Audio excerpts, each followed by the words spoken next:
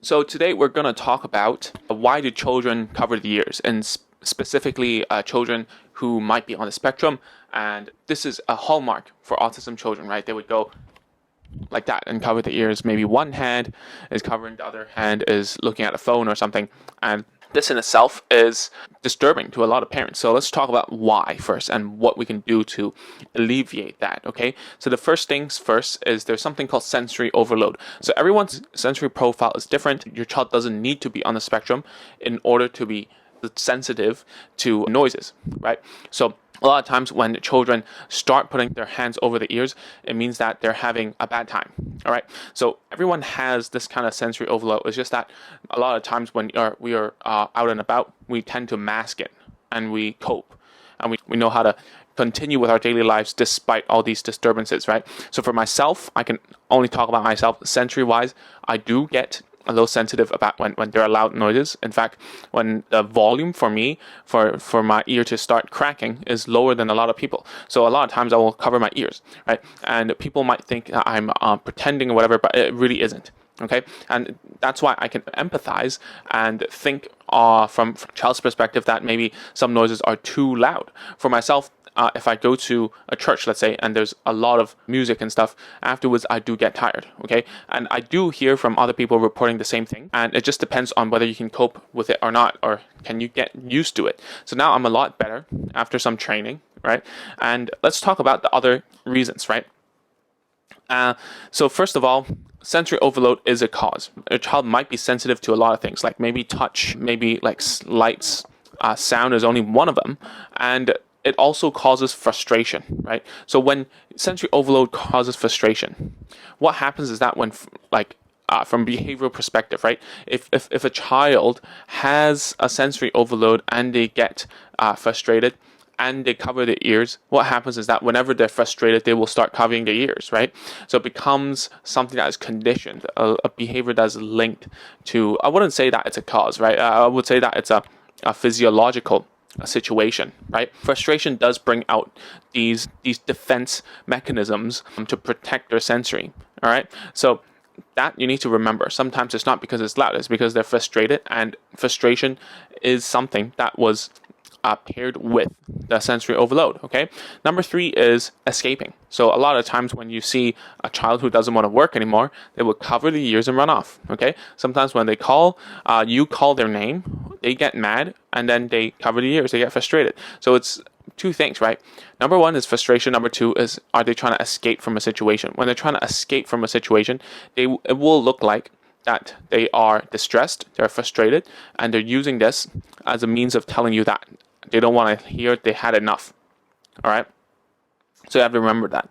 Okay, so let's talk about what you can do. I don't know really what you can do, because a lot of parents in the comments, they would say that, hey, you need to provide solutions, like my child is this and that. I wouldn't know, man. Like, I really cannot give you a specific comment about your child without seeing your kid.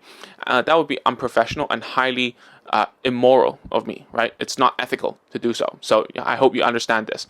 What I can tell you though is what I did and what other parents did, and hope you can try that. Doesn't mean that it will be the same, you will have the same results. So I'll just give you this disclaimer here right now. All right. So the first thing is always to prevent it. All right. There are adult cases, adult autism people, not children anymore. They do have these sensory problems, and they learn to cope with it with external help. So for instance, they use ear defenders, right? So ear defenders are like the things that people use in construction sites. They also use earbuds. Now that AirPods has become something that is more acceptable, you can put it onto noise cancellation mode. Noise cancellation doesn't really, like for sensitive ears like myself, it does feel like there's something blocking, right? Which is not a good feeling. So you have to test and ask your child, all right? So other than that, can you use like earplugs? Silicone earplugs are nice.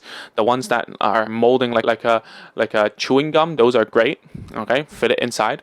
That's it.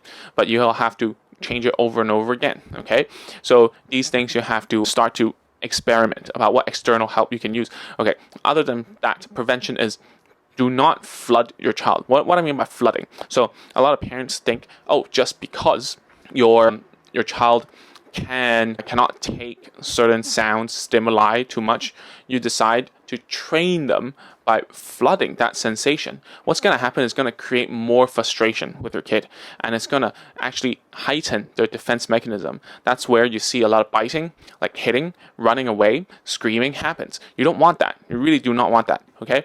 So what I did, how the parents did, was to introduce these stimuli slowly, increasing the threshold slowly, all right? You wouldn't want to do that. So let me give you an example. One of the thresholds that you and I would understand a little bit better is spiciness, right? So you wouldn't want to get the most spicy herb out there, or, like a chili or something, and eat it every day. That's just crazy.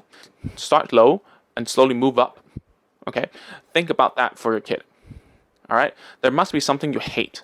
What would you feel about the person who brings you that thing you hate the most every day to you in order to help you, quote unquote? You would feel not that safe with that person, and that's why you get frustrated, and that's why you want to escape.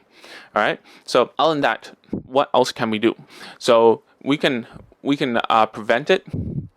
We can slowly increase the threshold. We can also teach the child to cope, right? So what I did before was I would teach verbal, right? We're talking about maybe primary school, secondary school students. We tell them, if you feel sensory overload, you need to voice it out and tell other people, all right? That's how you stop that from happening to you again. You tell them, hey, I don't feel that comfortable right now, or I need to wash my face. Or you might say something like, excuse me, I just need some fresh air. Whatever it is, use that as a coping mechanism that is socially acceptable. Instead of kicking stuff, instead of starting to be angry, instead of slapping people, there are other ways to get out of a situation. And these usually, for language delayed or disordered children, they tend to have a bad time. All right, so that's it for today's video. By the way, my name is Ming from agentsofspeech.com, and if you haven't, please go to agentsofspeech.com/checklist to grab a free list of tools and toys I recommend you getting when you're starting home therapy. All right, so that's it. I'll see you next week. Bye-bye.